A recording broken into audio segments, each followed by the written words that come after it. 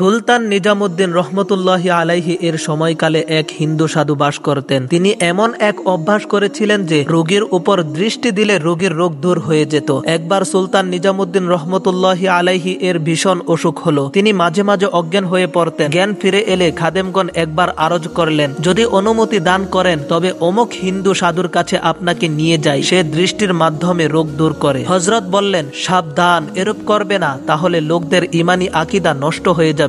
কিন্তু পীরের প্রতি মুরিদদের মোহাব্বত ইশকের পর্যায়ে সুলতান নিজামুদ্দিন যখন আবার বেহুশ হয়ে পড়লেন, তখন মুরিদগণ এত পেরেশান হয়ে পড়ল যে তারা তার খাট উঠিয়ে সাধুর বাড়িতে নিয়ে গেল এবং ভাবল এটা হযরতের ইচ্ছার বিরুদ্ধে হওয়ার ক্ষমা চেয়ে নেওয়া যাবে। সাধু দেখলেন এত বড় ব্যক্তিত্ব তার বাড়িতে এসেছেন। সাধু তখনই সব কাজ ফেলে দৃষ্টি ছুটিয়ে সুলতান নিজামুদ্দিন রহমতুল্লাহি আলাইহি এর খাটের কাছে গেলেন এবং দৃষ্টি দিতেই এমন ভাবে রোগ দূর হয়ে গেল যে সুলতান নিজামুদ্দিন একেবারে উঠে বসলেন। মনে হলো যেন তার কোনো রোগই ছিল না। তিনি দেখলেন যে এটা হিন্দু সাধুর বাড়ি। বুঝতে পারলেন এরা আমার কষ্ট সহ্য করতে না পেরে আমাকে এখানে নিয়ে এসেছে, তাই কাউকে কিছু বললেন না। তিনি সাধুকে জিজ্ঞেস করলেন, তোমার মধ্যে এ শক্তি কিসের প্রভাবে সৃষ্টি হয়েছে? কোন আমলের মাধ্যমে এ যোগ্যতা অর্জন করেছো? বলো দেখি।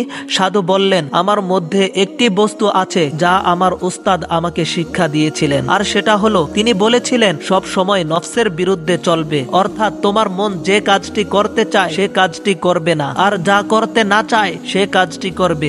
একটি মাত্র অভ্যাসের কারণে আমার নফসের এমন এক শক্তি সৃষ্টি হয়েছে যার কারণে আমি তাসাররুফ করে রোগ দূর করে দিতে পারি। এ কথা শুনে হযরত সুলতান নিজামুদ্দিন জিজ্ঞেস করলেন, আচ্ছা বলো দেখি, তোমার কি মুসলমান হতে ইচ্ছে করে? সাধু বললেন, না, মুসলমান হতে ইচ্ছে করে না। সুলতান নিজামুদ্দিন বললেন, তাহলে তোমার ওস্তাদের শিক্ষার উপর আমল হলো না। সাধু ভাবনায় পড়ে গেলেন। একথা শুনে হযরত সুলতান নিজামুদ্দিন উপকারের বদলে উপকারীর জন্য দোয়া করতে লাগলেন, হে আল্লাহ, সে আমার উপকার করেছে, আমিও তার উপকার করতে চাই। সে আমার শরীরের রোগ দূর করেছে, আমি তার অন্তরের রুহানি রোগ কুফরি দূর করতে চাই, তুমি আমাকে সাহায্য করো। সাধু আর ঠিক থাকতে পারলেন না। একটি ঘূর্ণি ঝড় খেয়ে গেল তার অন্তরে। তখন তিনি বলে উঠলেন, আল্লাহ ব্যতীত কোনো মাবুদ নেই, হযরত মুহাম্মদ সাল্লাল্লাহু আলাইহি ওয়াসাল্লাম তার বান্দা ও রাসূল। সুতরাং উপকারের বদলে মহান আল্লাহর রহমতে ইমানের আলো প্রকাশ পেল। সাধু মুসলমান হয়ে ইমানের সৌভাগ্য